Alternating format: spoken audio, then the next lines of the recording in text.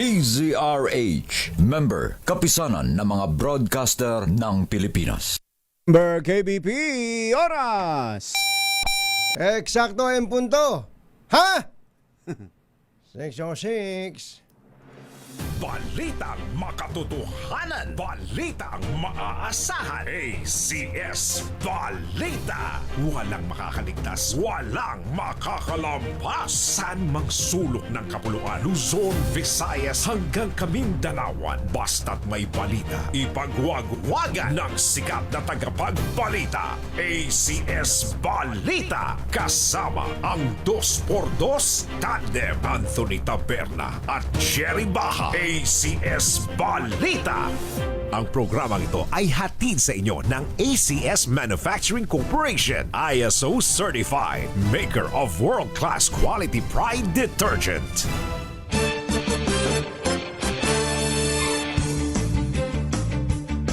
Araw ng Monday, April 6, 2026. Narito na po ang ulo ng ating ACS Balita.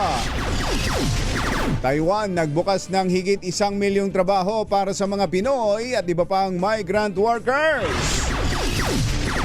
Mga veterano may libreng sakay sa MRT-3 mula April 6 hanggang April 11. Senator Ping Lacson may babala. 320 billion pesos kita ng gobyerno mawawala sa tapyas na VAT sa petrolyo. ICC didesisyonan sa Abril 22 kung itutuloy o ibabasura ang kaso laban kay dating Pangulong Duterte. Oil tanker na may kargang 20,000 litro huli na nagsasali ng langis sa isang residential area Nako. sa QC. At 4 na taong gulang na batang lalaki na rescue sa pambubugbog ng amain sa Zamboanga City. Magandang umaga Luzon, Visayas, Mindanao. Good morning Philippines. Hello world. Kami po ang inyong mga tagapaghatid balita. Ito po si Anthony Taberna. Ito po si Jerry Baha. At ito ang ACS Balita. sa detalye ng ating mga balita. Pinalawak pa ng Taiwan ang mga oportunidad para sa mga migranteng manggagawa, kabilang ang mula sa Pilipinas upang punan ang mga bakanting posisyon tulad ng household service workers at caregivers. Sa anunsyo ng Taiwan, isang major police shift ang bubuksan ito sa may 1.2 million household opportunities para sa migrant domestic helpers. Sa unang bahagi ng 2026, nakaranas ang Taiwan ng mataas na demand para sa foreign manpower na may buwan ng sahod sa Taiwan dollar na 29,800 hanggang 34,900. Katumbas ng tumataginting na 55,000 pesos. Parang time is 2, ano? Oo, di ba ang nag-times 2 na ba? Halos Dati time- 1.5 lang Ay, yun eh. halos times 2 Ito kasi nga, kung, halos times 2 na. Ano? Ito ba ang inayos ni Kong Angel nung magpunta sa Malamang. Taipei? Yan, no? Bukod sa mga kasambahay, naghahanap din ang Taiwan ng foreign talent sa AI, offshore wind engineers, cyber security at environmental engineers. Patuloy ang Taiwanese government sa pagsasaayos sa mga regulasyon para makaakit ng foreign talents upang mabawasan ng kanilang labor shortage.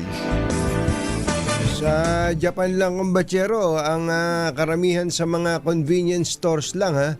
Ang makikita mo na mga Nepalese. Oo nga. Mga oo nga. hindi na Chinese, hindi na Japanese. Oo nga. Hindi, Mga wala taga na. Nepal o maaaring Nepalese. Mga Bombay, marami rin. Masama ba yan? Masama. Hindi naman. Hindi naman. Kung galing sila sa Bombay, India. Oo. Yan. Ganun na, kumbatsero, ang trend ngayon, lalo na nga sa tumatandang populasyon ng Japan. Oo. Kaya Sa mga kababayan natin, mga Pilipino, pag-iigihan ninyo at lumaban tayo. Hindi lang sa Taiwan, kundi pati sa Japan. No? Sapagkat Japan, Sagot sa kahirapan. alas 6:10 ng umaga, Sa mga veterano naman, may libreng sakay po ang MRT3 sa mga veterano mula ngayong araw hanggang April 11. So, hanggang Sabado. Hanggang Sabado. Araw ng Uy, Sabado. Teka, kumbatsero. Ako unang nakakita ha. Ng Merong kulay pula sa kalendaryo eh. April 9. April 9. Ayun nga pala, Huwebes. April 9, oo. Ako una nakakita ha. Oo nga. Ano? Mother! Paki-record. Jot down. Sino Kung sino- nakakita? Sino unang napalingon ng gano'n sa kalendaryo? Ang May bira. pula parang darating. Oo nga. April. Pwede kayang iusog na ng 10 yan para pwede bang, holiday pwede bang economics. Friday na yan tulad ng pinasimulan noon ni dating Pangulong Gloria Macapagal-Arroyo Na nag-birthday kahapon. na nag-birthday kahapon. Birthday kahapon ni GMA. Ay, Madam President. President. Happy birthday Happy po. birthday. President Gloria Macapagal-Arroyo. So, April 9, walang pasok. Oo. O may oras pa ha, pwede nyo pang baguhin Pwede mga pa. taga Malacanang ha. Oo nga. Baka pwedeng 10 na lang ang walang pasok. Ang total ang Friday ay maraming work from home. Yes. Oh, ganun Diba? na lang. Pwede oh. nang gawin yan. ano? Ayos na yan. Oo. Ganun na lang. Oo. Para makatipid tayo. Yun. Mabalik tayo dito. Mga veterano po ay walang pasok. ay libre sa MRT3 mula ngayon hanggang sa Sabado. Bahagi po ng pagdiriwang ng 84th anniversary ng Day of Valor o Araw ng Kagitingan at ng Philippine Veterans Week. Ayon sa pamunuan ng MRT3, ang inisyatibong ito ay pagkilala sa sakripisyo at kabayanihan ng ating mga veterano para sa kalayaan ng bansa. Maaari pong ma-avail ang free ride sa buong araw ng operasyon ng MRT3. Ang mga veterano na maaring makinabang sa libreng sakay ay dapat magpakita ng kanilang ID o anumang balidong ID sa mga station personnel na siya mag-i-issue ng single journey ticket. Yun. Alas 6:13 ang ating oras. Naimbag na bigat kada kayo amin na po. Wag rin kayo, nagising na. Nagbabala si Senate President Pro Tempore Ping Lacson na maaaring magdulot ng 320 billion pesos na pagkawala sa kita ng gobyerno ang panukalang suspension sa Value Added Tax o VAT sa produktong petrolyo. Paliwanag ni Lacson, kahit ang suspension ng excise tax pa lamang ay maaaring magresulta ng humigit kumulang sa 200 billion pesos revenue loss pagsapit ng 2027. Panawagan ng senador, maaaring gumawa ng matinding hakbang ang pamahalaan upang protektahan ng mga Pilipino laban sa pagtaas ng presyo ng langis, kabilang ang mas mahigpit na regulasyon o pansamantalang pagkuha ng kontrol sa mga kumpanyang may kinalaman sa enerhiya kung may mapapatunayang may mga pang-aabuso. Aba, iba na ito, ano? Iba to. Mukhang Yun yung, sa takeover. bagay, sa sitwasyon ngayon, talagang mukhang kailangan yun eh. Yung mabagsik na pagkilos ng pamahalaan. Ano? At Sapagkat yung hanggang ngayon ay hindi proactive po... kumbatsero. Ito, kumbatsero. Dapat ngayon pa lang meron ng kaya nagkakaroon ng puwang yung mga mapagsamantala eh. Nakikita nila, wala, hindi masyadong ayos lang, hindi galit ang gobyerno, parang hindi nagbabantay ang gobyerno. Parang ganun. Ano? Kasi hanggang ngayon po, kahit anong paliwanag, hindi maintindihan ng ating mga kababayan na ang binili sa mura ay ibebenta ng ubod ng mahal. Kaya nga. Okay lang sana sabing nagmahal, pero yung ubod ng mahal, ang binebenta sa atin na binili na ng mura, sobrang napakahirap talaga ipaliwanag nun. Kaya sigurado merong merong pang-aabuso diyan eh. Meron May talaga. pagsasamantala dyan eh. Kaya dito kailangan ng gobyerno. Meron pa pong isang mungkahi si Kumbatsero na baka po pwede rin gawin ng gobyerno. Payagan na raw pong smuggling. Pwede. May problema. Hindi, pag pinayagan kasi kumbatsero, hindi muna pwedeng matawaging smuggling yun. Pinayagan eh. Pinayagan. Wag na lang hulihin. Wag ulihin. O magbulag-bulagan na lang. Wag na lang sabihin merong smuggling na nagaganap. Ganun na lang. Alam niyo naman yung mga nag-smuggle ng langis. Alam nila kung saan kukunin. Ayun. Malapit lang. Malapit lang. At mura. Mura. Ayun. Sabi ko sa inyo eh. Alas 6:15 na ng umaga na imbag gabigat kada kayo amin na po. Agreeing kayo. Gising na. Lalabas na ng International Criminal Court Appeals Chamber ang desisyon nito sa April 22 hinggil sa apila ng dating Pangulong Duterte laban sa jurisdiksyon ng korte sa kaso laban sa kanya. Ang dami ng laban nito Isasagawa ang formal na pagbasa ng hatol sa The Hague, Netherlands alas 11 ng umaga at mapapanood ng live alas 5 ng hapon oras sa Pilipinas. Ang nasabing desisyon ay magiging basihan kung tunay ay pagpapatuloy ang pagdinig sa kasong crimes against humanity na kinakaharap ng dating Pangulo kaugnay ng war on drugs ng kanyang administrasyon. Susunod! Dito po! Smuggling ba kanyo ng langis? Meron ba kayong alam? Aba, sa QC raw, merong nagpapaihi. Aba. Mukhang may nagbebenta ng smuggled na langis. Aba. Iyan at iba pang mga nagbabagang balita sa pagpapatuloy ng DCS Balita. alas 6:16.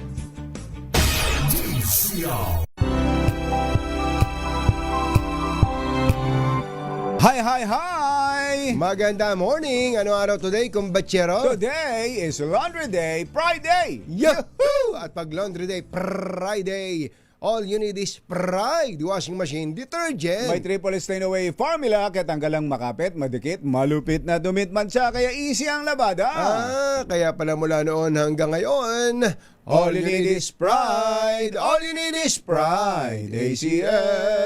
Kasama ang 2x2 Tandem Anthony Taberna at Jerry Baja. ACS Balita. Ay, sa mga kababayan nating bumibiyahe at humirit pa ng Extension. kahit ng maikling sandali. Ngayon pa lang papaluwas ng Metro Manila. Hinay-hinay lang, wag masyado nagmamadali. Oo naman. At alam niyo naman, ang sabi nga ni dating Secretary Art Tugade, Secretary Art Tugade. it is better safe than sorry. Yan. Yun ang- Sec Art, magandang morning. Kayo ba'y well-rested din? Oo. Kayo ba'y nakapagbakasyon din? Naunang nagbakasyon to si Sec Art eh. Nauna ba? Nauna nung bago mag-alis yung mga karamihan, nagpunta na siya ng ilang araw diyan sa Japan. Ang ganun pinuntahan ba? niya, hindi natin napupuntahan ang pangalan ng lugar, Atami. Atami. Sabi ko puro pangalan na sardinas to. Atami. Yeah, pinupuntahan niya. Si Igan ang pinuntahan, Hakata. Hakata. Si Jen ang gusto, Hakone. Puro Yung iba, sardinas. Hokkaido. Hokkaido Hokkaido talaga. Puro mackerel to Puro sardinas yun. Sec Art, good morning. Sec Art, good morning. Kaya doon sa mga nagbibiyahe sa atin, yung mga dumadaan ng EDSA, naku, Traffic ba sa EDSA? biktima ako ng EDSA going Pakita nga natin yung EDSA. pakita nga natin. Lalo na yung parte diyan sa Magallanes. Yung EDSA Quezon Avenue, flyover. Parang puno. Sa kwanto, yung Quezon Avenue galing ng Circle. Galing ng circle doon sa Galing may circle. Agham. Doon sa Oo. may Agham, lagpas Oo. ng Agham yun. Yung siksika ng mga Ano sasakyan. yung binabanggit mo yung Yung EDSA Magallanes. Yung galing ka ng QC, Makati, dapat tatawid ka ng Magallanes papuntang Ross Boulevard. Oo, Sarado! Sarado? Kanina, ewan ko ngayon. Oo. Sarado kanina, kaya 'di ba yun yung innermost lane na dalawa. Yes, Yun yung padiretso, patawid na papunta ka ng tramo or papunta ka ng Ross Boulevard. Sarado kanina. Nako. Kaya doon ka sa pangalawang kalsada na it's either kakanan ka sa papuntang Osmeña o kakaliwa ka na papuntang South Luzon papunta ka na Expressway. ng Laguna. Paano nangyari? Nag-Osmeña ako, Nag-Osmeña kumana ka, na ako. oo. Tapos ikot ulit ng Buendia. Oo nga. Ewan ko kung ano yung meron doon kanina. Baka- Palagay ko nag-i-inspection kasi si Secretary Vince Dizon eh. Oo. Baka isa yun sa pinuntahan niya kanina. Oo. Mamaya nga, Yuel, makibalita tayo at hinga natin ng situational report. Si Secretary Dizon Si mismo. Secretary Vince Dizon. Gawin nating RH reporter. Oo. At magbigay ng update. Alas 6:22 ang ating oras. Bistado ang isang oil tanker na nagsasani ng langis sa isang residential area sa Quezon City. Sa nabanggit na report, may kargang 20,000 litro ng krudo ang oil tanker at walang kaukulang permit.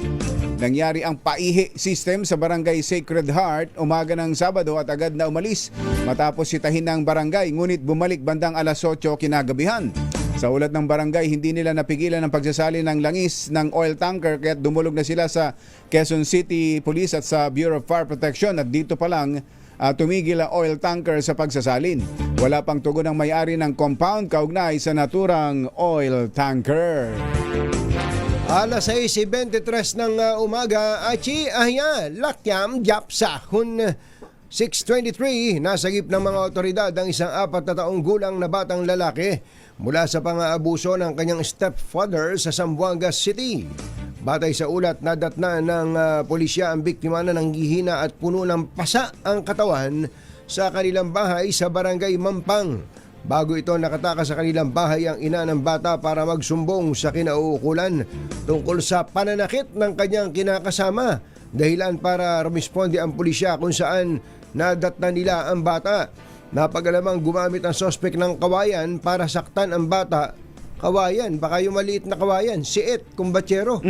Kung mas maliit na kawayan yun, naku, sakit nun pagka ipinalo. Oo. Parang pagi yun, kumbatsero. Hapdi nun. Oo. Napag-alaman po na gumamit ng suspect ng kawayan para saktan ang bata. Ngayon daw po ay nasa ICU ng isang ospital dahil sa mga tinamong sugat sa mukha, mga pasa sa buong katawan at bali sa ilong. Ano kaya problema nitong stepfather na ito? Ay, nako. Alas 6:24 ang ating oras. Buenos dias con todos mga Chabacano. Gising na ba kayo? Tiniyak ng Malacanang na makukulong ang sinumang magpapakalat ng fake news hinggil sa Manoy Energy Lockdown. Ayon kay Presidential Communications Office Secretary Dave Gomez, may katumbas na kulong na hindi bababa sa 6 na buwan o higit pa ang pagpapakalat ng fake news sa ilalim ng Article 154 ng Revised Penal Code. Maaari pang madoble ang parusa kung ipinakalat ang maling impormasyon online o sa social media sa ilalim ng Cybercrime Prevention Act. Babala ni Secretary Gomez matapos pabulaanan ng impormasyon sa umano'y lockdown na ipinatutupad simula sa Abril 20. Itong babala nga ay ipinalabas ng Malacanang.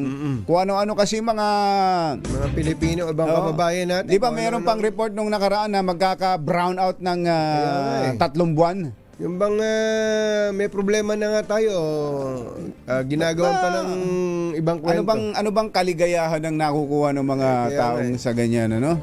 Alam mo, kumbatsero, kung tutuusin, ang dapat na pag-isipan ng ating mga kababayan na especially yung mga netizen, magmungkahi ng baka meron silang mga naiisip ng mga magagandang mga ideya para ipanukala sa gobyerno baka para maibsan na itong problema na to. O kaya sa atin mismo, tayo mismo magbigayan ng mga suhestyon kung paano natin makakayanan o mababawasan yung impact nitong problema na ito. Ano? Totoo yun, kumbatsero. Hindi yung ganyan na mananakot. Nako, si Mario Joseph, ano? Baka yun ang kanyang satisfaction nila. Dito dapat talaga ipakita ng gobyerno na may gobyerno. Yun. Hulihin. At ipakita nila na may nahuhuli. Yun. Wala tayong nababalitaang nahuhulit na paparusahan. Kaya yung iba, naku, tuwan-tuwa kapag may mga natatakot na ganyan. Kapag nagva-viral, gusto kasi may content. May bayad yun. Magkaroon lang ng content. Yun, yun na nga. Nakikita kasi yung content na yun Ang bira. Sana may contentment na lang tayo, wag lang content. Contentment. Ayun. Nagatid sa kabuuan ng ating ACS Balita. Ito po si Anthony Taberna. Ito po si Jerry Baha. Kasama ang 2x2 Tandem Anthony Taberna at Jerry Baha. ACS Balita. Eto na, para kayo'y magkaroon ng contentment. Ayan, para kayo'y masiyahan. Tuloy ang ating pamimigay ng pera. Tindi nun diretso Talaga, Diretso. pera, kwarta. malaking tulong ito. Talaga. Pero may 1,000 piso na yan, na minsan ay nadadagdagan pa, nadodoble, natitriple. O kaya, totoo yun. At marami na tayo mga karanasan. Ayan. Mga kababayan nating nakinig lang sa DCRH. Nakinig at lang. nakilala natin sila sa kanilang pagiging responsableng mga tao, Ayan, magulang, ayan, mamamayan. oo. Sila po ay naging masaya dahil sa pakikinig at pagsuporta sa DCRH. Tingnan nyo na saan yun, ka ha? pa? Ang numero unong requirement lang, nakikinig. Nakikinig. Sa DZRH. Pangalawa, patutunayan nilang sila ay isang mamamayang maituturing na magandang halimbawa. Oo. Hindi yung palaasa. Ayan. Hindi yung palasisi. Nako. Yung puro para turo. Yung kung sino-sinong sinisisi, tinuturo Talaga. sa kalagayan ng kanyang buhay. Lalo na yung mga nagsisikhay, nagsusumikap, lumalaban. Ayan. Sa kalagayan ng buhay. Yun, tinan nyo, sinuswerte ng gusto yung mga yun. Gusto nga nating mabalikan. Halimbawa, yung nagkaroon ng bahay dyan sa Nagkaroon ng bahay, Malabon, Kumachero. di ba? Nakita niyo yung bahay nila, talagang Nakasawsaw sa tubig. nakasawsaw sa tubig. May problema, may sakit pa si tatay. Pero lumalaban si Pero nanay. lumalaban si nanay May ng pinapaaral parehas. pa. Ng parehas, ha? Lumalaban ng parehas. Yan ang sinasabi natin. Kaya, doon po sa mga nakikinig sa atin, sa barangay Bagong Bayan, Muntinlupa City, lakasan nyo na yung mga radyo. Ayan, at baka kayo'y gumagamit din ng cellphone o anumang gadget o sa TV, sa television, dahil ang DZRH ay napapanood din sa television sa pamamagitan ng iba't ibang cable channel at siyempre sa YouTube at sa Facebook. Sa mga taga-barangay Bagong Bayan, Muntinlupa, ang ating ito para mas lalo kayong swertehin. Ready na ba kayong tandaan ang ating word of the day para manalo ka ng DZRH Mini Component? Eto na! Ang ating word of the day ay threat. Ayan. Threat. Ayan, banta. Banta. Trump issues foul-mouthed threat to Iran after US airman rescued. Na-rescue na pala yung dalawa yun, ano? Yung dalawang pilotong kano. Oo.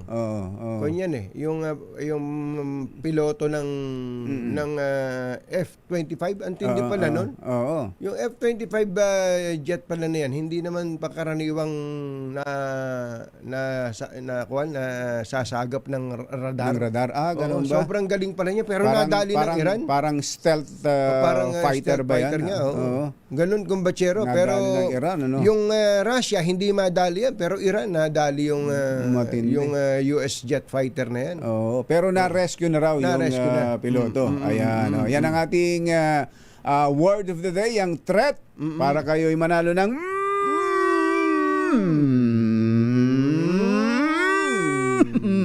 Medium. Medium. Medium na nga pa. Medium. Medium component. Jerry Baha at Anthony Taberna sa Dos por Dos sa Teka, DZRH. unahin na muna natin. 6:31 ang ating oras.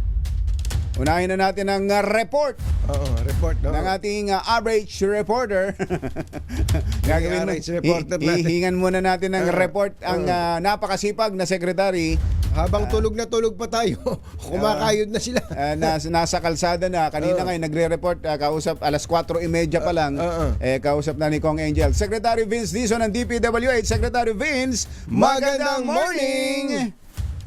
Good morning po, Katunying, Ka Jerry. Happy Easter po. Opo. Saan Umaga po. exact location niyo po ngayon, Secretary? Nandito pa rin po. Umikot lang ho dito sa EDSA para ho masigurado lang na walang aberya. Alam niyo naman, kabilin-bilinan ni Pangulo pagkatapos natin nag 24/7 itong Holy Week para talagang matapos natin kung anong kaya nating tapusin.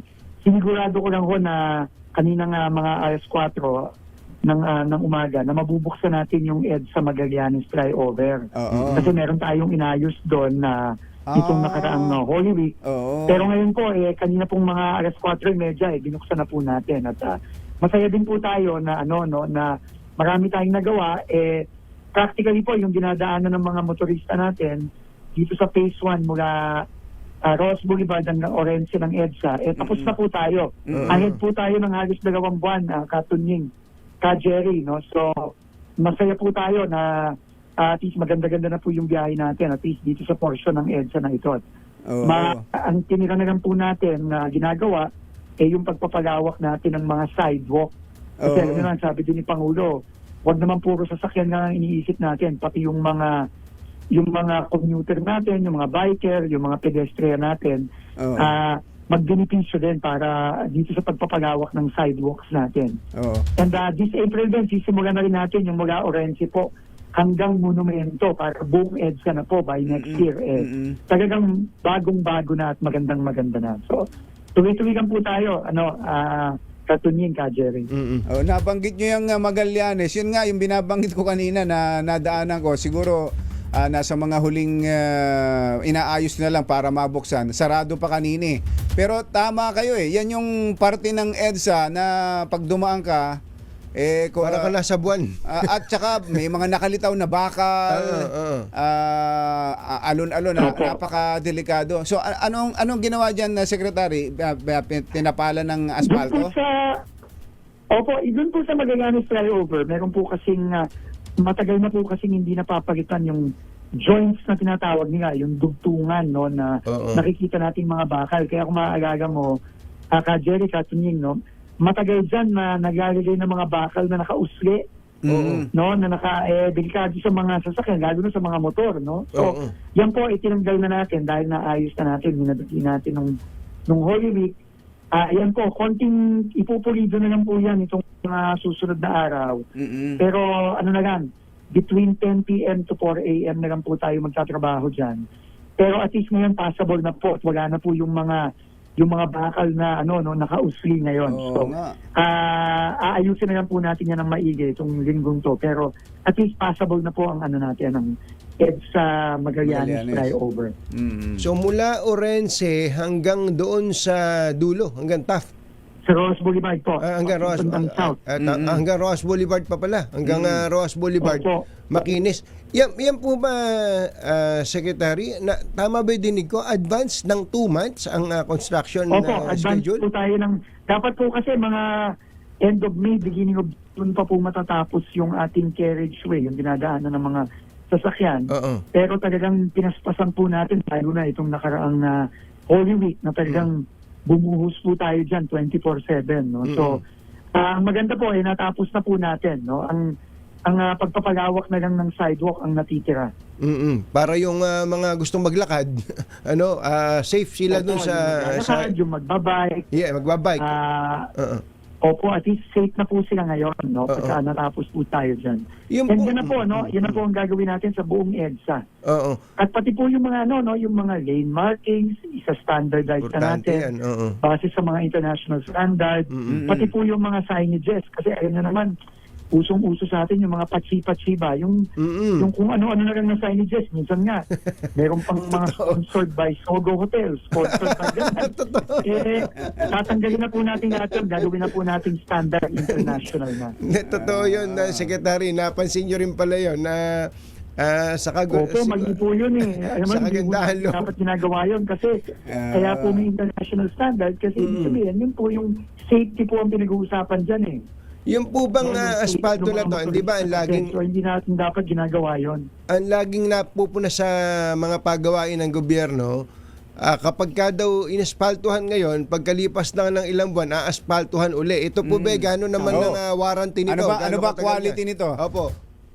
Una po, ang natin dito, 5 years, ang warranty. No, 5 taon. Meron palang aspaltong ganon, Sec? Dahil, kasi po, pagkakaintindi namin yung aspalto natin na ginagamit, ito po yung ginagamit nila ngayon sa mga runway, sa mga airport natin. Kaya matibay po ito. Pang runway pala yan. Opo. Kung mapapansin nyo, kung titignan mo, siguro kung may chance kayo, pag nakita nyo, pag napadaan kayo, kung titignan nyo po, yung mga bato nito mas malalaki. Pwede na namin kutkutin, subukan namin. Opo. Mas matibay po yan. Pero at the same time, kailangan din talaga ma-maintain ng tama. No? Kasi dati, alam mo naman, yung maintenance natin hindi maganda no? Basta gobyerno nagme-maintain, masama ang maintenance Ibang So, ibang kailangan po klasing talaga ibang mag-maintain klasing tayo. materyales yan na kaysa dun sa dating alam natin na ipapagawa ni congressman yung isang portion tapos mga ilang linggo lang nawawash out na kaagad. Hindi na po tayo gano'n. Ayaw na natin ng gano'n. In fact, hindi lang sa EDSA, pero lahat ng national highways natin sa buong bansa, gano'n na. Lalo na sa Maharlika Highway na talagang dinadaanan ng milyong-milyong kababayan natin. Pati yung mga pagkain natin, yung mga fuel natin, lahat ng mga goods natin dyan dumadaan. Kaya matibay na talaga. So, ayaw na natin ng sabi ni Presidente, ayaw na natin yung dating papatsi-patsiin, tapos after 6 months, umulan lang ng konti, Yun nga, sisira yan. na naman, Yun uulitin na nga. na naman. Oo. Pero Ayaw na natin ang gano'n. ang Gusto challenge natin yung po- pangmatagalan na talaga. Sec, ang challenge sa EDSA, may mga lugar talaga na problema yung drainage system. Nabanggit yung umulan lang. Pag nababarang kasi ng tubig ang asfalto, Tama po. problema yan po, yan number one na kalaban ng kalye, ng asfalto. Ito. Oo. Ang problema talaga dyan, drainage. Kung halimbawa sa Maharlika Highway, dun sa Bandang Bicol, sa Andaya Highway. Kaya po yan nasisira paulit-ulit at never-ending ang pagpapatsi dyan. Dahil walang drainage na tama. Ayun. So yun, ibabaguhin natin. Pagka pinul-rehab na natin yan, yung rehabilitation natin na gagawin this month, aayusin na natin yung drainage niyan para hindi na talaga masisira. So yung 5 Matagal na po yung kalye. So yung 5 years na warranty po niyan, alimbawa lang kasi nangyayari kahit nga sa equipment o appliances kapag ka nagka-diferensya, babalikan ng producer nang walang gastos ang gobyerno. Yun di ba? Tama po yan. Tama po yan. Ayun. So 5 years ang 5 years yan. Tama po yan. ang warranty. Opo. Oo. Alam mo, dito sa maintenance, ito talaga nagiging problema nung nakaraan Hindi tinutupad yung mga warranty na ganyan. Kaya, kung mapapansin nyo, isang rainy season lang, nasisira na agad. At hindi na may maintain ng tama. Yun ang gusto na natin iwasan. Na kapag kamukha ngayon, ang ganda-ganda po. Ewan ko po kung nakita nyo po yung drone video nung EDSA. Ito na ba, pinapakita po namin, Sec. Ang ngayon. ganda, Kaya nga... Alam mo, napakaganda po niyan. Oo. Pero ang kailangan, tumagal.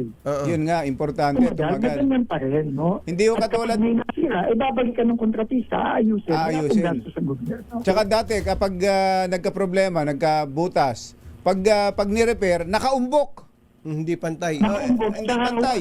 hindi ginagawa ng tama, minamadali. Yun, Alam nyo, kung makikita nyo po sa social media, halimbawa, kung paano po sila mag-maintain at mag-repair, halimbawa sa Japan, o sa Korea, o sa Taiwan, talagang grabe pong pagkametikuloso nilang pag-ayos. At makikita mo, talagang smooth na smooth kahit na repair lang, smooth na smooth. Dapat po ganun tayo. Secretary, ito pong ganitong klase ng asfalto, mahal siguro to, no? Mas mahal po ng konti. Aminado tayo. Pero, alam mo, uulitin ko lang, yung sinabi ko kanina sa mga kasama natin sa media. Ang original budget po ng EDSA Rehab ay 17 billion pesos. Pero kung maalala nyo po, pinahinto po ito ni Pangulo last year. Okay. Kasi 17 billion, pero 2.5 years po bago matapos. Ang sabi ni Pangulo, hindi ba pwede yan? Kasi kawawa yung mga kababayan natin sa Metro Manila. So sabi niya, maghanap tayo ng bagong paraan na hindi lang mas mura, kundi mas mabilis natin magagawa. Ito na po yun. At yung total budget po natin, mula 17 billion, wala pang 6 billion na lang. 1/3 na lang po ang gagastusin natin. Tapos yung buong stretch, nagagawa at mas maayos pa. So, ano po talaga kailangan lang po talaga gumamit ng teknolohiya, gumamit ng tamang paraan, at napabilis po natin. At the same time, ang laki po ng ang bawas laki ng menos palit dito. Yung 6 billion pang buong EDSA na yon, Sec. Buong EDSA na po yun. Gano ho itatagal? Itong EDSA natin hanggang Rojas, ano lang po ito? 1.3 billion lang po 1.3 ito. billion. Okay. Pero gaano po ang itatagal ng buong EDSA Yung from construction. 2.5 years dito mga gaano na lang? Ang ginagawa po natin kasi ngayon, nagtatrabaho lang tayo ng gabi mula alas 10 hanggang alas 4 umaga. Oo. Pero sa estimate po natin, dahil dito sa experience natin sa phase 1, tingin ko po, mga next year, tapos na po tayo sa buong EDSA. Babagal lang po tayo ng konti kasi po, magtatag-ulan na. Alam nyo naman. Yun. Yeah. Pwede na araw-arawin yan kapag umuulan kasi maapektuhan din po yung quality ng trabaho. So, Kung pwede sana, kung pwede sana. Habang di umuulan, todo po tayo. Yung mga mahabang bakasyon, pala ay pwedeng samantalahin, sabayan. para sa Opo, yung po katulad ginawa nito. natin ngayon. Salamat din po tayo kay Chairman Artes at kay General Nick Torren, GM natin ng MMDA na nagtulungan po tayo na nag 24/7 tayo ngayong holiday. Baka pwedeng itong April 9, gawin nyo ng adjust nyo yung walang pasok para yung 10, 11, 12, tuloy-tuloy ang trabaho, 3 araw. Makikipag-coordinate po tayo. Tignan po natin yung titignan po natin kung anong pwede nating magawa dyan. Pero definitely po yung holiday natin, 24/7 natin yung holiday, yung April 9. Okay. Ayun. Secretary, salamat Thank po you, sa thank inyo you sa ng marami. report. At ito, Salamat po. at least yung pag... Ang utos lang ng Pangulo, kahit pa paano, gandahan natin ang mga kalye para naman Opo. may konting tipid naman ng konti sa gasolina. Sobra pong mahal ngayon kasi grabe. pag napabilis natin yung travel time, kahit pa paano may tipid dyan. Yes, sir. Salamat po, Secretary. At Thank you. God bless pwede po. hong magpahinga Good pag may morning. time, pag may time. Opo, tuloy-tuloy lang po tayo. Opo, Salamat po. thank you. Salamat po. Secretary Vince Dizon, DPWH. Jerry Baja at Anthony Taberna sa 2x2 sa DZRH. Ganda nung drone shot, Oo, Kailan ganda. kaya nila kinuhanan nyo? Itong kahapon siguro? Siguro, kahapon siguro yan.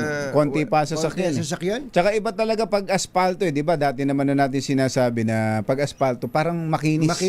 Makinis daanan. Saka Kaya nga, hindi di ka ba, kinakabahan. kinukwento na natin noon pa yung natatandaan ko, ano pa ako noon mga 10 years ago, mga high school ako, kumbatsero. Batang-bata. No, yung mula Zambales, yung highway na yan papuntang Alaminos, Pangasinan. Nung time na diyan nakadestino ang tatay from Zambales sa napunta ng Pangasinan. Nadadaanan namin yun, yung dulo ng Zambales, Santa Cruz. Tapos yung mga bayan ng Dasol, Andyan yung Infanta. Infanta, Mabini, dire-diretso na yan. Aspalto ang ginawa nun at natatandaan ko kaya hindi nawawala sa isip ko yung may pangalan, Dangwa yata, parang Transit. yung construction. Construction. Aspalto at mukhang ang kinis, ang kinis at ang tagal. Hanggang ngayon yung pa rin yung aspaltong Hindi andon. ba, totoo yun, kumbatsero. So, kapag ito usapang totohanan to yung walang kasamang katarantado, kahit na mahal pa yan. Oo, kahit Na mahal pa yung sa asfalto dulo, na mas yan, matipid yan. Mas makatitipid po tayo. Kaysa doon sa paulit-ulit na repair ng repair, porsyento ng porsyento ron. Yun. Matagal na, mahal nga, pero matagal at matibay. Mas convenienteng daanan. Yun. Diyan na tayo. Kung gusto yung umorder niya ng mas mahal mas mahal pero matibay, mas dekalidad na asfalto, PM is the key. 6:46 ang ating oras. Balitang makatotohanan, balitang maaasahan. ACS Balita. Ang programang ito ay hatid sa inyo ng ACS Manufacturing Corporation, ISO certified, maker ng world-class quality pride detergent. This time check is brought to you by ACS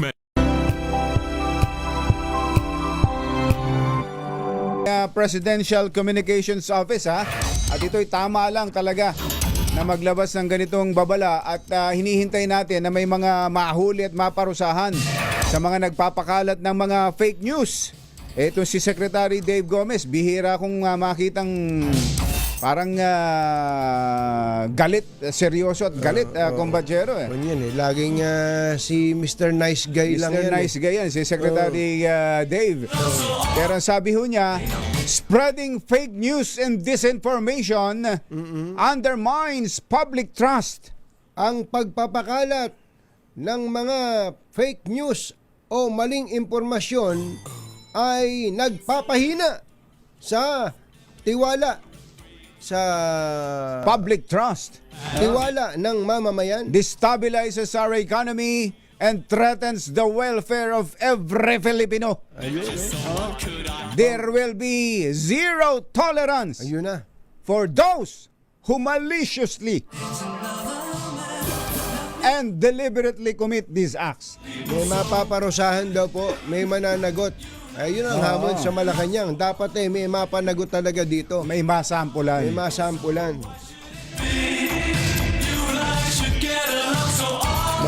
Mabigat yung epekto niyan na kumbatsero Yung bang takot na nga yung mamamayan, lalo mo pang tatakutin. Lalo pang tatakutin. Lalo mo pang tatakutin. At magpapalaganap ng mga fake news para pagkakitaan. Yun na nga yung sinasabi natin. Magkaroon lang ng content. Kaya dapat talaga ito, naglagay daw ng anti-fake news desk ang Malacanang in coordination with the Department of Justice at para sa pagsasampa ng kaso para mahuli, matunton. Dito importante rin ng tulong dito ng DICT, kumbatsero. At sila naman yung merong capabilities, technology para matunton kung sino itong mga ito. 3 minuto na lang, alas 7 na ng umaga. Reach number 1 Na naman! sa Metro Manila, pati rin sa Mega Manila. Jolene.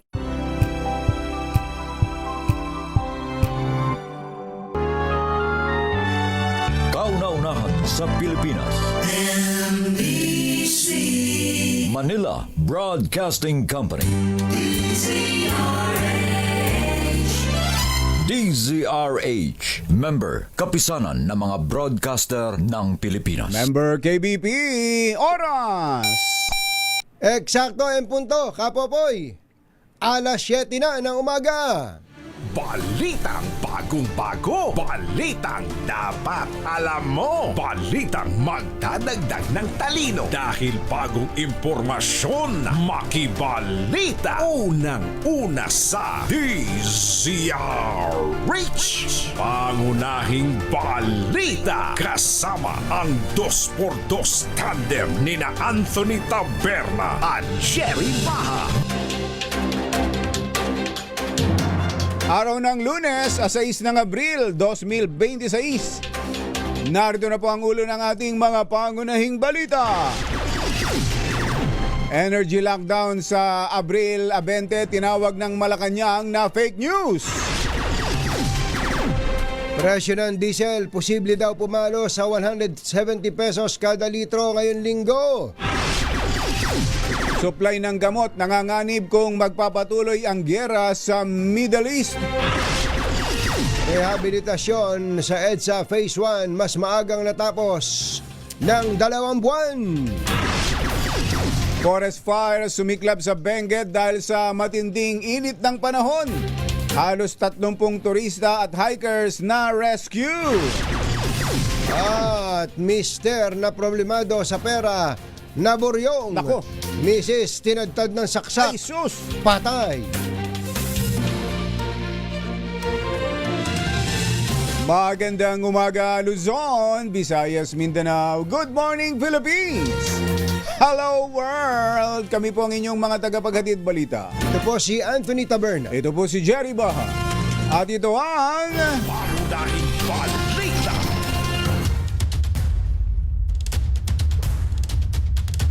...7:02 ang ating oras. Pasadahan muna natin ang ating mga RH reporters. Unahin natin ang pinakabata. Bumisita sa mga provincial buses dito sa Maynila. RH29, Boy Gonzales. Coming boy! Jerry Anthony, sunod-sunod ang pagdating ng mga provincial bus mula sa Central at Northern Luzon sa isang bus terminal dito sa San Paulo, Maynila. Kabilang sa mga rutang ito, yung mga biyaheng mula Isabela, Cagayan, Tarlac at Tugigaraw, Lawag, Ilocos, Pagudpud at Apayao. Norte, ano? Oo, Norte. Karamihan sa mga pasero ngayon lamang nakabalik ng Maynila matapos halos papuno o maging fully book ang mga biyahe sa nakalipas na araw.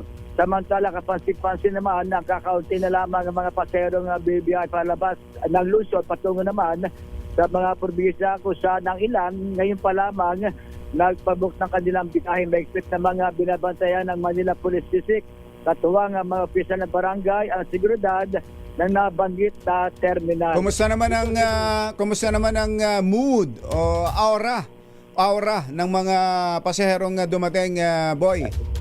Anong napansin mo? Pagod. Pagod.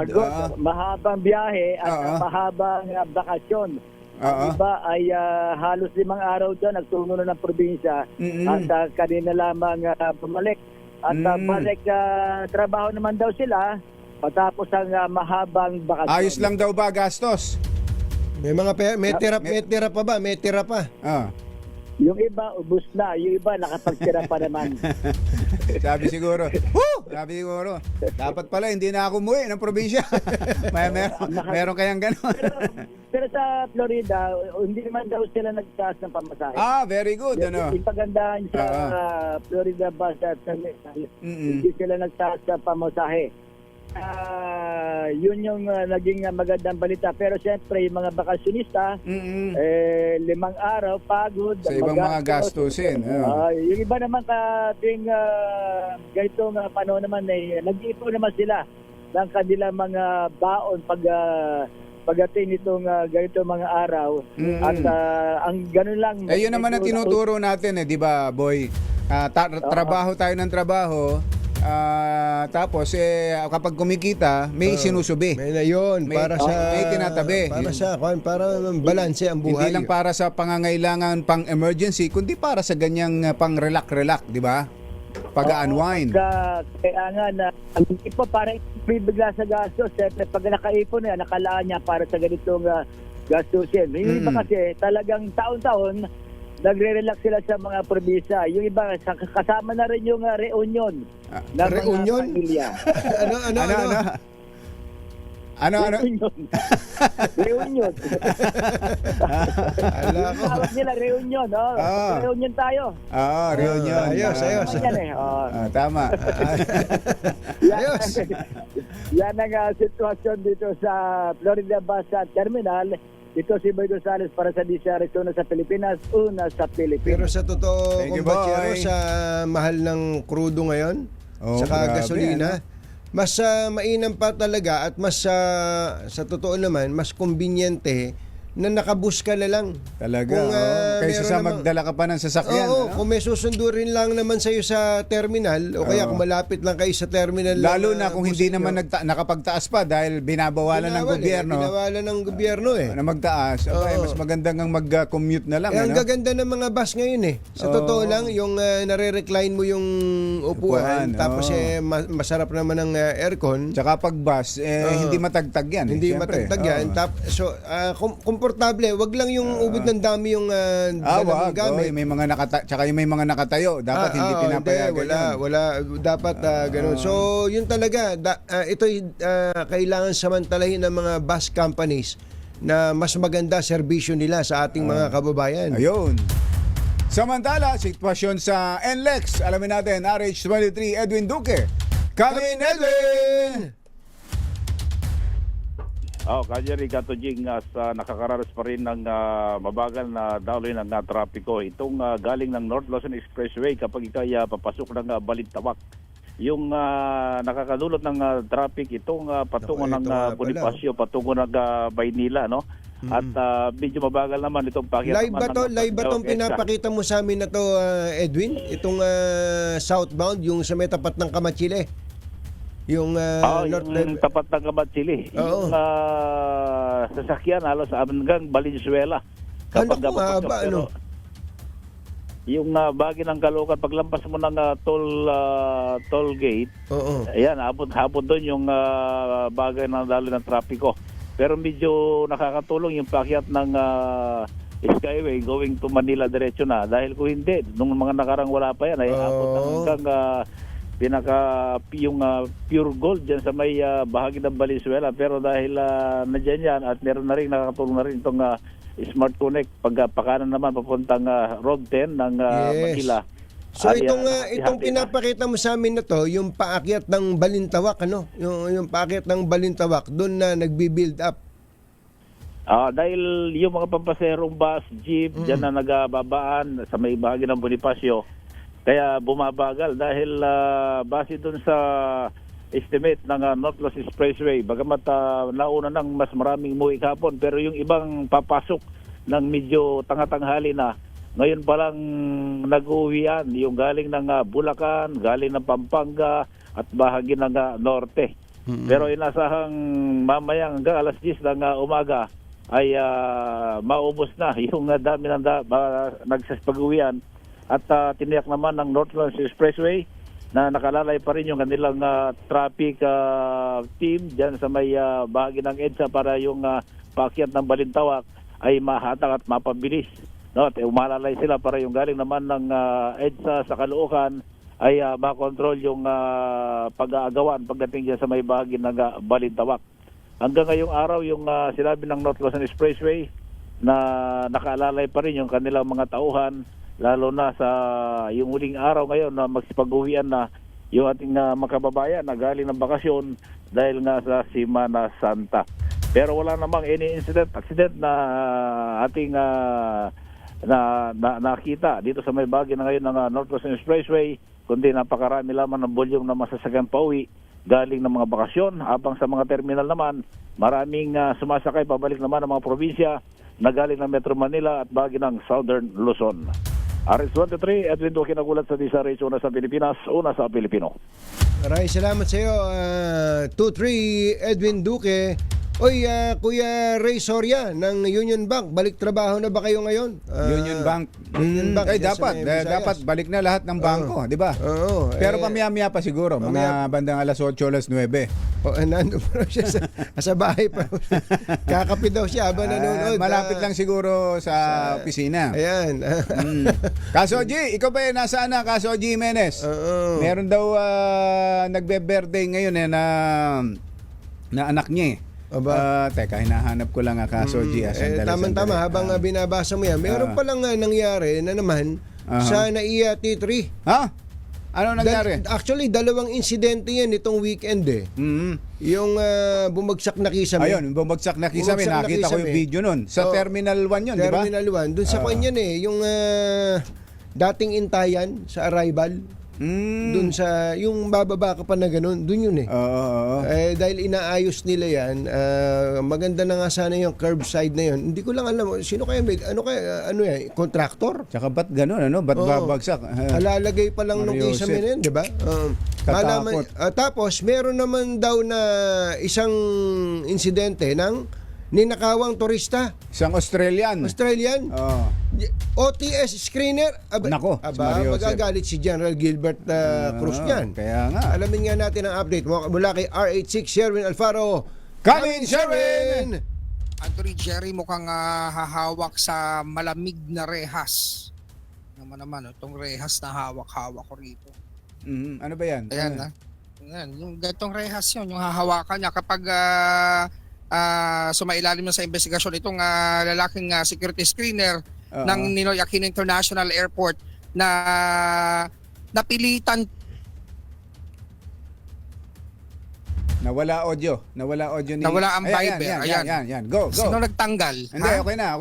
Ayan. Hindi, mapaparusahan din yan ng OTS. Pero ito nga napilitan pang isaoli ng OTS sa security screener yung 7,000 pisong kinupit doon sa wallet ng Australian national na turista na paalis sana sa NAIA Terminal 3. Ito yung matapos dumaan doon sa final security screening ng OTS, itong Australian national na may dala-dalang mineral water. Kinumpis ka yung bote ng mineral water, tapos, pati yung 7,000 piso na nandoon sa purse. Nung wallet ng Australian National. At nang magtanong ng Australian National doon sa mga otoridad na bakit nawawala yung kanyang pera doon sa kanyang wallet, ni-review yung CCTV. At doon sa CCTV, nakita ng mga airport police. Nakita ng airport police na doon kinuha na nga sa halagang 7,000 piso piso nasilaw Ganto ang Mario pagkasilaw, yung nakakasilaw talaga yung 7,000 piso. Ano nga makita yung 7,000 piso, agad na pinunta ng airport police yung naturang security screener ng OTS Oo. at doon nga sa pirita nga pinaamin yung OTS officer na nakilalang ang pangalan ay Nasilaw ka rin Roman Romar Ha? Baribad. Romar Baribad. Romar Ah. Baribad. Romar Lalaki, Baribad. lalaki to. Lalaki. Lalaki. Gano'n nakatagal sa OTS yun? Mukhang bago-bago pa lamang to si Baguhan, Baribad. bago pa lang. Oo, sa OTS at nasilaw doon sa pera ng Yung sinasabi Australiano natin eh. at sa harap ng airport police umamin ito Oo. na siya napilitang kuhanin yung pera dahil nga Dahil? sa nakakasilaw. Nasilaw siya doon sa pera. Paano ikaw, silaw na silaw ka rin dyan ha? Kasi ang tapat ko, tignan mo, nakakasilaw. O yan, o. Nakatapat ka sa araw. Oo. Nakatawa tayo sa Laguna, Dubai. Dito Oo. sa barangay. So, Bayanan. Sherwin, nakaharap pa rin yung Australian nung... Oo. Ayan yung video. So nakita ng Australian na hinuli. Ni Raul Esperas pala to ng press May corps, video si Raul Esperas na nakita ng Australian na hindi kinukonsinte ng airport police o ng gobyerno yung ganyan at loko-loko hinuli. na, Alam niyang hinuli itong OTS employee. Oo, at dahil nga nung pinasaole, una ang isinoole 6,000 lang. Tapos sabi, no, that's 7,000 na dyan sa conversation. Biglang nagdagdag pa siya ng 1,000 na 7,000 piso yung kanyang isinaole. At dahil Biyernes Santo nangyari ang mga bagay na ito, yung Australian National mapagpatawad. Dahil yun yung araw na tinubos ng Panginoong Jesus yung ating mga kasalanan. Ito namang OTS officer gumawa ng kasalanan, yung Australian National hindi na siya pinasampahan ng kaso.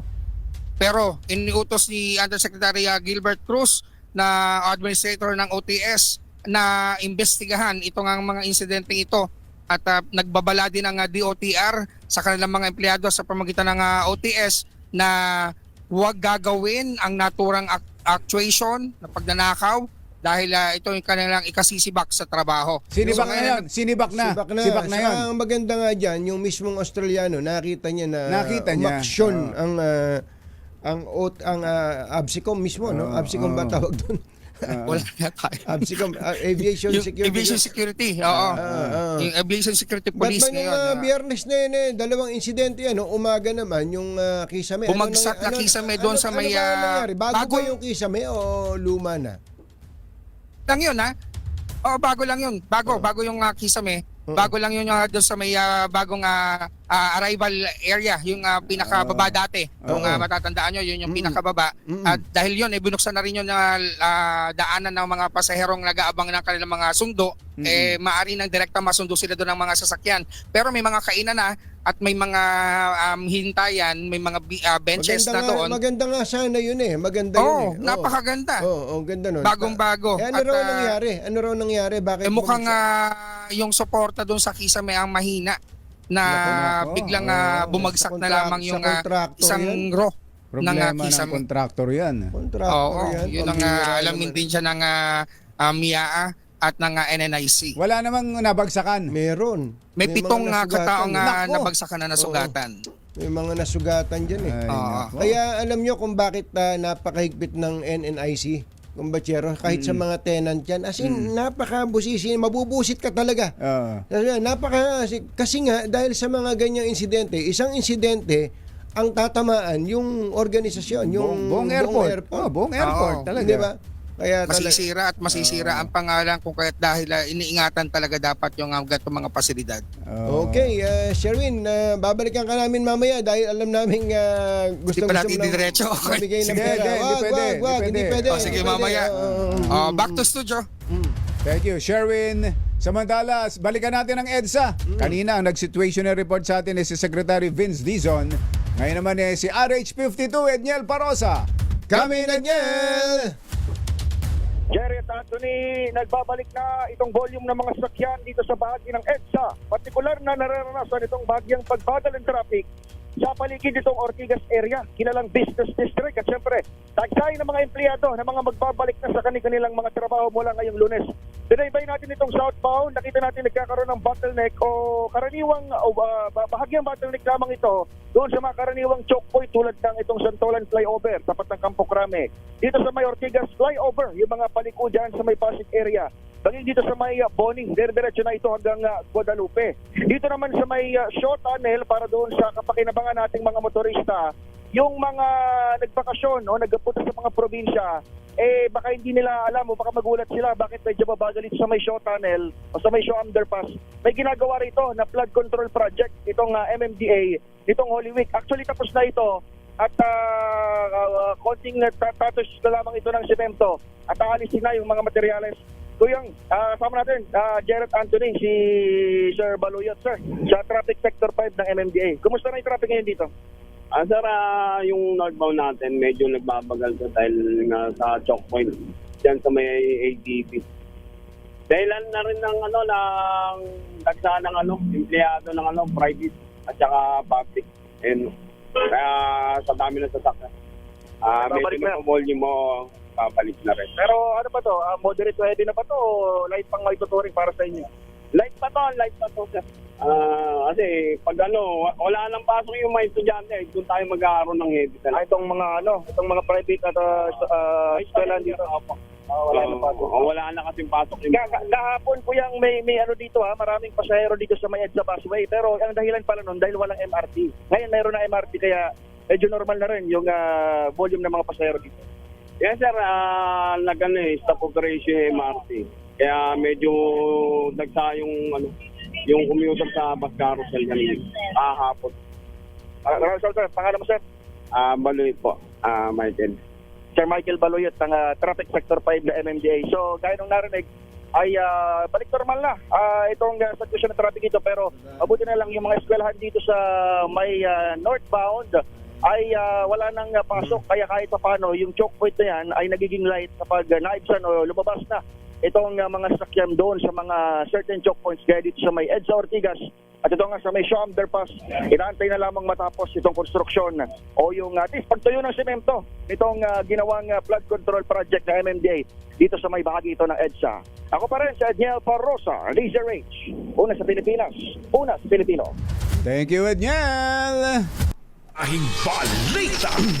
Bachero, napapansin ko, medyo nadadala siyang acid reflux o GERD sa mga kababayan natin pero karaniwan, inaapula lang natin ang hapdi, hindi yung tunay na sanhi.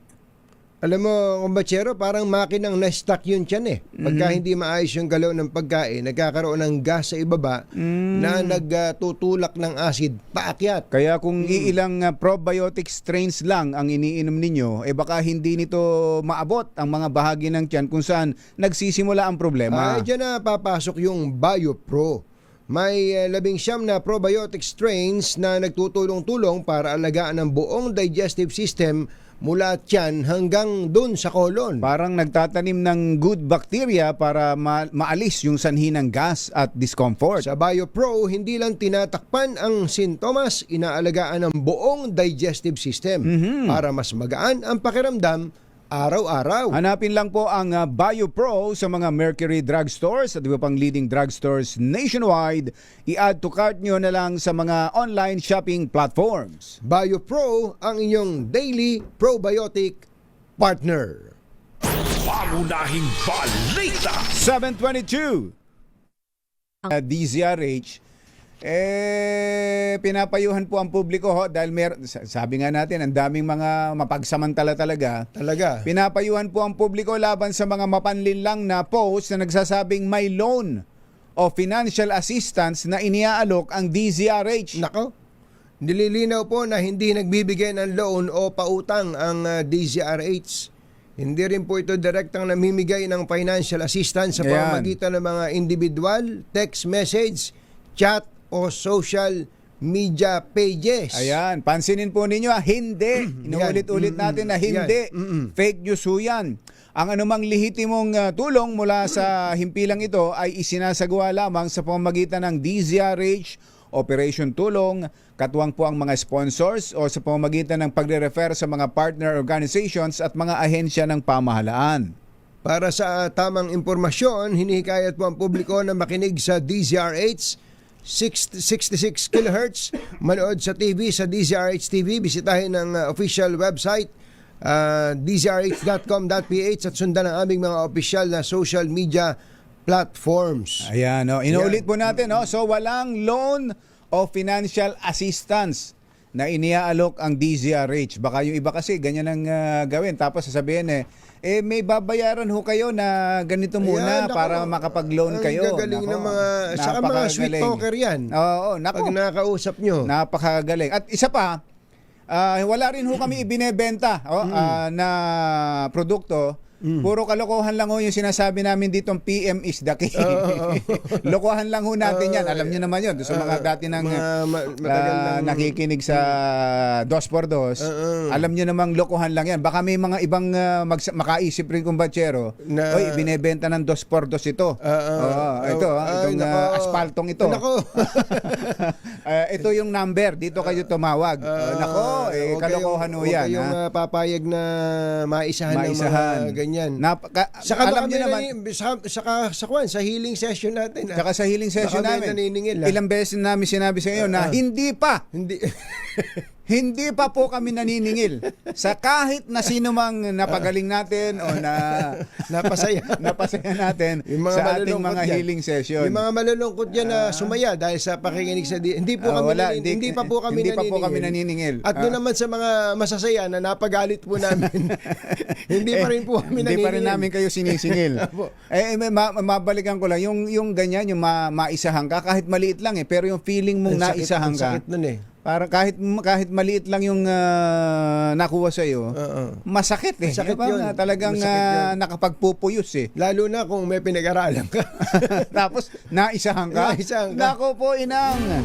Mga nangunguna at mga bagong balita sa DZRH. Pangunahing balita. Nagtatanong dito, kumbachero.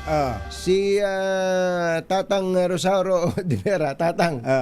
Kanina, nagsasalita si Katunying, biglang nag-ads. Tapos, nag-report si Edniel Parosa, biglang nag-ads. 3 beses mag-ads. Sobra habang nagla-live, biglang singit ng ads. Paano ba mawawala? Sa YouTube po kayo nanonood. Magbayad po kayo sa YouTube.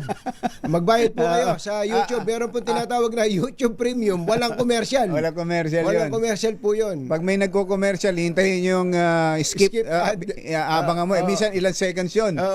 Patagal ng patagal yun. Ayan. Kaya yun po yung... Nung una ako rin ganyan Yung libre. Nakakainis, di po ba? Nanonood ka bigla. Pero kung ayaw mong magambala sa panonood mo sa YouTube, magbayad ka sa mura YouTube. Lang naman no? YouTube, wag mo na PM is the key. Kung gusto niyo. Pero yung commercial talaga ng DZRH, kailangan po nating pakinggan yun. Kasi pampasaya po yun Pampasaya po yun sa at buhay. Marami naman dyan talagang kailangan natin. Kailangan. Lalo na yung mga produktong ng ACS. Yun, siyempre naman. Alas 7:32, tuloy ang mga pangunahing balita. Patay ang isang misis matapos tadtarin ng saksak ng kanyang sariling mister dahil sa problemang pinansyal. Ito po'y naganap sa Angono, Rizal. Ayon sa Rizal Police Provincial Office, nakita ang dugo ang katawan ng biktima sa loob ng kanilang bahay. Habang nadatna naman sa loob ng banyo ang suspect na umano'y nagtangkaring magpatiwakal. Bukod sa kanyang misis, nagtamo rin ng sugat ang kanilang 15 anyos na anak na lalaki, habang ligtas naman at hindi nasaktan ang isa pa nilang 12 anyos na anak. Ang suspect ay nahaharap sa kasong parricide, frustrated parricide at attempted parricide. Suspendido muna ang trekking at climbing activities sa Mount Kabunian sa poblasyon Bakun, Benguet, bunsod ng forest fire na sumiklab sa ilang bahagi ng kabundukan. Nagsimula ipatupad ang closure order noong Biyernes bilang pag-iingat sa banta sa kaligtasan ng mga mountaineer at lokal na residente. Una nang naiulat na ligtas na nailikas ng 18 hiker matapos sumiklab ang forest fire noong Huwebes, Abril 2. Ayon sa Bakun Municipal Government, 11 turista at 2 tour guide ang nasa tuktok ng bundok ng sumiklab ang apoy, habang 7 turista at 1 guide naman ang na-stranded sa Station 12 sa paanan ng bundok. Maaga nag-inspeksyon sa EDSA si DPWH Secretary Vince Dizon kanina. Alas 4 pa lang na madaling araw ay nagtrabaho na si Dizon upang matiyak na natapos ng maayos ang rehabilitasyon sa EDSA Phase 1 bago pa man ang pagbabalik sa trabaho sa Metro Manila matapos ang Holy Week. Paliwanag ni Dizon, sumusunod lamang siya sa utos ng Pangulo na dapat ay hindi maging sanhi pa ng matinding traffic ang anumang repair sa kalsada. Ibinida rin ni Dizon na natapos ng maaga kumpara sa schedule ang unang bahagi ng rehabilitasyon habang mas nakatipid din ng malaki sa original budget. So phase 1 pa rin naman tayo. Yung phase 1 po natin mga 1.25 billion. Pero yung buong EDSA hindi tayo aabot ng 6 billion. So, halos 1/3 lang nung original na budget. Kasi nga, si Secretary Vince Dizon. Nagbabala ang Pharmaceutical and Healthcare Association of the Philippines o PHAP sa posibleng banta sa medicine supply ng bansa dahil sa nagpapatuloy na sigalot sa gitnang silangan. Bagamat wala pa nakikitang shortage sa ngayon, ay giniit ng PHAP na maaaring magkaroon ng seryosong banta sa supply availability ng mga gamot kung magtatagal pa ang gyera. Kaugnay nito, naglatag ang PHAP ng mga hakbang na maaaring gawin para maiwasan ang potensyal na supply disruption o price hike. Panibagong malakihang taas presyo sa produktong petrolyo inaasang ipatutupad ng mga oil companies sa linggong ito. Ito'y sa gitna pa rin ng tensyon sa gitnang silangan na nagdudulot ng mega oil price hike. Batay sa trading ng Mean of Platts Singapore, posibleng umabot na sa 165 hanggang 170 pesos ang kada litro ng diesel simula bukas dahil sa posibleng 17 hanggang 20 pesos ulit kada litro na dagdag presyo. Naglalaro naman sa 3 hanggang 5 piso ang pwedeng itaas sa kada litro ng gasolina na magdadala sa presyuhan sa 110 hanggang 120 kada litro. Ngayong 2026 ay higit sa 48 pesos na ang iniangat sa presyo ng gasolina, higit 90 pesos na sa diesel, habang mahigit sa 78 pesos ang itinaas sa presyo ng gas o kerosene. Yung LPG kumbachero, nagsabi sa amin ng si Sir JR ng procurement namin, yung supplier namin kumbachero ng LPG sa tindahan ay nagtaas na ng yung before the war at yung presyo ngayon nagtaas na ng almost 100% kumbachero. Per tanke. Nako, ganun na almost 100% na. Dahil 3.5 lang dati, ngayon 6.9 na yata eh. Grabe. Gusto mo ba mag-uling ka na lang muna? Meron ka ba? Meron. PM is the key. Gusto mo ba mag-uling? Meron ako uling na hindi na uubos. Ganun ba? Pag sinindihan mo ngayon, makakapagluto ka. Hintayin mo lang, mamamatay yan. Pwede mo ulit gamitin bukas. Galing, ano? Hindi katulad ng iba na nagiging abo na lang. Tapos kuha ka na naman ng bagong uling. Magastos. Pero mas mahal siguro yan. Hindi, mura lang. Hindi ka naman iba sa akin eh. Teka muna. PM is the key. Teka muna. Yung paano yung butas na ilong ko? Yun lang. Maitim talaga. Nagbabala ang Malacanang sa mga nagpapakalat ng fake news sa harap ng nararanasang krisis sa bansa. Ayon kay Presidential Communications Office Acting Secretary, acting pa ba ito si Secretary Dave Gomez? Yata. Hindi pa yata dumaan sa CA. Sabi ni Secretary Dave Gomez, kakasuhan ang sinumang magsasamantala sa sitwasyon sa pamamagitan ng pagpapakalat ng maling impormasyon. Iti Secretary Gomez ang anumang pagtatangkang lituhin ng publiko hinggil sa energy security, supply at pricing ay ituturing na serious offense. Inukoy ni Gomez ang Article 154 ng Revised Penal Code na nagsasabing ang sinumang nagpapakalat ng fake news ay maaaring patawan ng hanggang 6 na buwang pagkakakulong. At madodoble pa ang parusa kung ito'y ginawa online sa ilalim ng Cybercrime Prevention Act. Ang babala ng palasyo ay kasunod ng kumalat na abiso sa social media kaugnay ng umanay energy lockdown sa Pilipinas. Pinawi naman ni Agriculture Secretary Francisco Chu Laurel Jr. ang mga pakamba na baka magkaubusan ng supply ng mga pataba sa bansa. Ayon kay Secretary Laurel, mayorya sa ating fertilizer supply ay nanggagaling sa mga regional partners gaya ng Indonesia at China at hindi sa Middle East. Gayunman sinabi ng kalihim na pinaghahandaan pa rin nila ang posibleng pagbabago sa presyo sa pamamagitan ng paggamit ng mga biofertilizers. Bagaman stable ang supply ng pataba ng bansa, ipiniwating ng kalihim na maaari pa ring sumipa ng 2 hanggang 5 piso ang halaga kada kilo dahil sa tumataas na logistics and fuel costs. Magandang pagkakataon to, Secretary Laurel, na talagang itaguyod natin yung biofertilizer. Pero, Secretary, kayo nga po, Secretary Kiko, Laurel, Yusek Alvin Balagbag, Yusek, ang kailangan po dyan ay entertain natin yung iba't ibang mga suppliers ng biofertilizer. Huwag yung monopolyo lang. Ang laki ng market ng biofertilizer ngayon. Ang dami niyan. Ang dami po nangangailangan. Makakatipid na, mabuti pa sa lupa, kumbachero, yung acidity ng lupa. Lalo ngayon, tumataas ang presyo ng synthetic na fertilizer. Pero huwag sa iisang supplier lang. Baka naman isa lang yan eh. Nako. Huwag kayong papayag na iisang supplier yan. Diba? Ikalat ninyo. Iba-iba. Ikalat ninyo. Ang dami pong supplier niyan. 1990s pa, meron pong magagaling na mga supplier ng biofertilizer. Ayun. Alas 7:40 ang ating oras. Sa PTEX, ando ng ating RH15, Giselle Ricaport. Coming, Giselle! Sa Jerry Katunying, makapal na yung bilang ng mga nagbabalik Metro Manila dito sa Parañaque Integrated Terminal Exchange matapos yung paggunita sa Holy Week. Ayon kay PTEX Senior Corporate Affairs Officer Colin Calbasa, pumalo na sa halos 35,000 yung mga kababayan nating dumaan dito ngayong umaga lamang yan. Mahigit 2.6 na milyon na yung naitalang foot traffic sa PTEX hanggang kahapon. 171,000 yung mga bumuho sa terminal kahapon, linggo ng pagkabuhay. Mas mataas yung bilang na ito kumpara sa 2.5 milyon na naitala naman sa kabuuan ng Semana Santa 2025. Dumami raw kasi yung mga kababayan natin na pinipili na lamang gumamit ng mga pampublikong transportasyon dahil sa mahal na petrolyo ngayon. Ilan sa mga biyahero iginagarahin na lamang sa parking area nitong PTEX yung kanilang mga sasakyan bago umuwi sa kanilang lalawigan. Nasa 3 milyon na mga pasahero yung pagtaya ng pamunuan na dadaan dito sa terminal simula noong huling linggo ng nakalipas na buwan.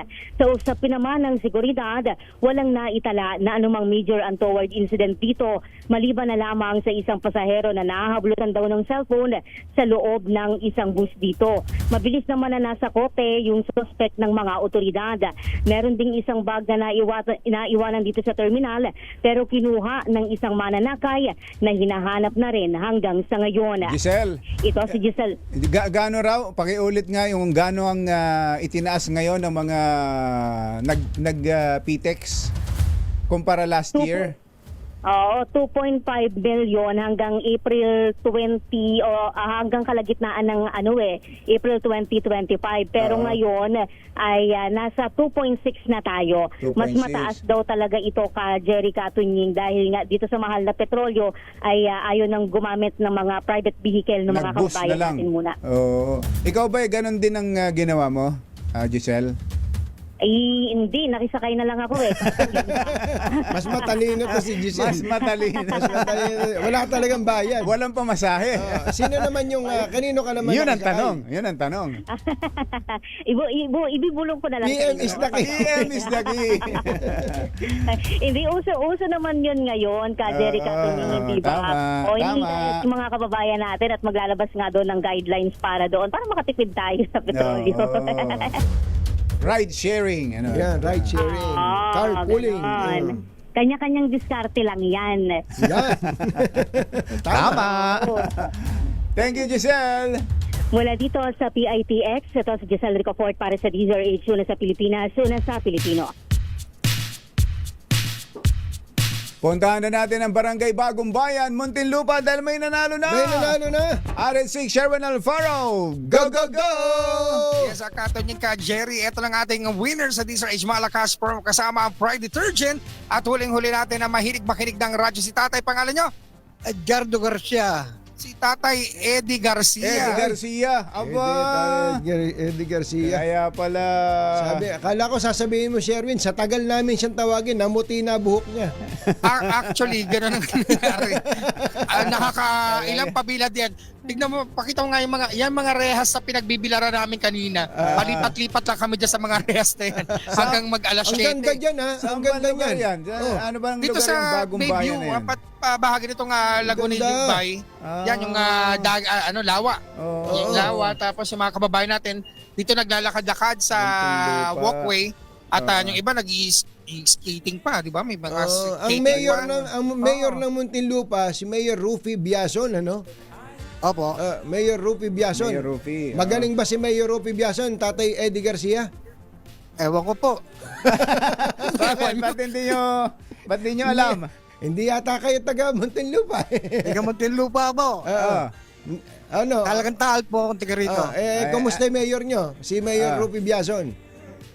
Hindi ko po masasagot. Aba, Hindi nyo masasagot. Parang may hugot kayo. Hugot kayo, tatay, ha? Wala po, sir. Ayos. Sherwin, ikaw na. Tatay, dahil sinong paborito mong announcer tuwing umaga sa DZRH? Si Jerry Baha po, tsaka si Katon Ying. Katon Ying ka, Jerry. Ito meron kang 1,000 pieces. Salamat po, Katon Ying at Jerry Baha. Thank you, tatay. At kailangan masagot nyo na yung ating word of the day para makuha nyo po yung ating medium component Thread. Ayun. threat. Yan Threat, o, banta, threat. Dahil dyan, nakuha mo ang ating DZRH medium component at sa atin ng Astron, ang official radio set partner ng DZRH, alagang Astron, alagang maasahan. At syempre, meron ka rin grocery mula sa ACS at sa DZRH. At ang pinakamalaki, pinakabago, pinakamabango, ang Pride with Fabric Conditioner, Korean Strawberry Bloom Detergent Powder with Stain-Away Formula, 2 kilo yan. Kaya kahit karaming labahan, ubos yan. At speaking of labahan, hindi mo nalalaban, isusuot mo na ang pinakabagong design ng t-shirt ng DZRH na minomodelo ng kapitbahay yung kalbo na may pinakamalalim na dimple. Maraming salamat po ka Jerry at Katon. Ay, salamat po kay Eddie Garcia. Sherwin, ang ganda ng sikat ng araw dyan. Ano tindi? Tignan mo, puting-puti. Parang kukuhanin na sila ng liwanag itong ating mga model dancer. Mga model natin kumutim na Oo, kumukutim dahil nakabila din sila sa araw kanina. Nakapwesto na sila dyan, alas 6:30 pa lang. Lalo lumakas yung araw, alas 7 na. Yan, no? So talagang nangingitim na, nagtatana yung mga yan. At syempre sa mga nais manalo ng 1,000 pesos lagi tumutok sa DZRH, baka na sa dating winner sa DZRH, Malakash promo kasama ang Pride Detergent. RH number 6, Sherwin Bata Alfaro DZRH, una sa Pilipinas, una sa Pilipino. Yehey! 7:47 ng ating oras. This time check is brought to you by ACS. Uy, happy birthday pala kay NIA Administrator Eddie Guillen. Administrator Eddie Guillen. Happy birthday. Wala ba tayong libreng tubig dyan? Ayun, no? At yung pinapabati ni Kaso Jimenez, yung inaanak ko pala, si Zia Jamil Jimenez Manzanilla ng lokal ng Okinawa. Medyo malayo yan Pero happy birthday, malapit Zia. sa Taiwan. Malapit sa Okinawa. Northernmost part pala ito ng Japan. Sagot sa kahirapan. Ang kanyang mister na si Kajun at ang kanilang mga anak na sina Faye Lewis at Ray Ray. Ayan. At happy birthday din kay Senator Win Gatchalian. Senator Win, happy birthday. May mga picture birthday. si Senator Win, sabi ni Mabel, magkamukha daw pala kayo ng bata. Kayo daw. Isa lang naman. May pinakita sa akin nung nakita niyang kamukha pala ni Anthony si Senator Win nung pareho silang mga bata pa. Ganito na lang, Senator Win. Total, magkamukha tayo ng bata. Pahiram na rin muna ng tatay mo. At ng mautangan. Kabojik, ng Bikers Cafe. Kumusta ba mga bikers natin? At syempre si Ka Jerry Labasa na lagi nakatutok kasama si Ka Beth. At ang ating mga kasamahan dyan sa Dubai. Dubai. Sila Kate, si Oji, ayan. Si Ronald Andres na nanonood sa atin sa YouTube. Good morning. Good Thank you po sa morning. inyo. At birthday din pala ngayon ni Tata Jimmy Del Rosario ng Cavite. Happy birthday! Happy birthday! Baka may mga kailangan na kayong ayusin sa inyong mga bahay, tulad ng bubong. Buti na lang, may bubong na maasahan. Gawa sa state-of-the-art technology. May aluminum na. May pintura pa. Available na rin sa pre-painted tiles pan. Para sa eleganting bubong na matibay na makulay pa, mag-Cherry Loom pre-painted ka na!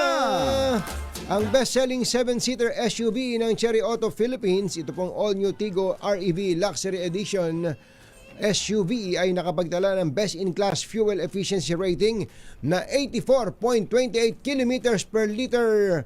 Ang tindi, per liter gasoline equivalent. Grabe Matapos yan, ang tindi, fuel no? eco run ay Tindi. sinagawa ng DOE noong 2025. Ang galing, ano? At alam nyo ba, batay po sa resulta ng pagsusuri ng DOE. DOE ho ito. Yan. Nanguna ang Tigo REVLE sa mga sasakyang sinuri sa mga kategoryang plug-in hybrid, diesel at gasoline. Ang Tigo REV-LE ay may 1.5 liter turbocharged engine at may pinagsamang electric at hybrid driving range ng hanggang 1,400 kilometers sa isang full tank at charge. Meron din itong iba't ibang safety and driver assistance features kabilang ng advanced driver assistance system, adaptive cruise control at 540-degree camera system. Alam mo ba, Kong Doming Mariano, sa halagang 1,548,000 ay maaari ka nang makabili ng matipid at reliable na 7-seater SUV, ang Cherry Tigo REV-LE. Tingnan mo na. Kaya ano pa hinihintay nyo? I-test drive na yan! Antabayanan nyo po yung insidente ng paihi dyan sa Quezon City. Yung meron daw hong oil tanker na umiikot dyan at nagpapaihi. Saan ba yan? Nang mapuntahan? Ano? Erwin Aguilar, alam mo ba kung saan yan? Antabayanan nyo po yan sa report ni Val Gonzalez. 7:55 ang ating oras.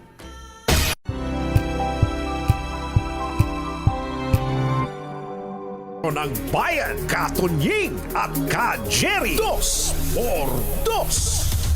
Humahabol ang mga naghahanap ng gasolina. Saan daw ba yan? Nasaan daw ba yan? Nagpapaihi na yan. Ano ba address niya? RH5 Val Gonzalez. Come in, Val! Yes, Jerry. Jerry at Anthony. Anumang oras ngayong araw ay nakatakda ng maghain ng petisyon itong mga residente malapit dito sa lugar kung saan ay nag-imbak ng 10,000 litro ng gasolina. 10,000 litro ng gasolina. Itong isang diesel ito. Diesel. Dito sa Barangay Scout o Barangay Sacred Heart, particular na dito sa Scout Castor Street. Scout Castor. Ayan, pamilya Dadaan ako dyan mamaya. Scout Castor. Okay? Scout Castor dito sa Quezon City.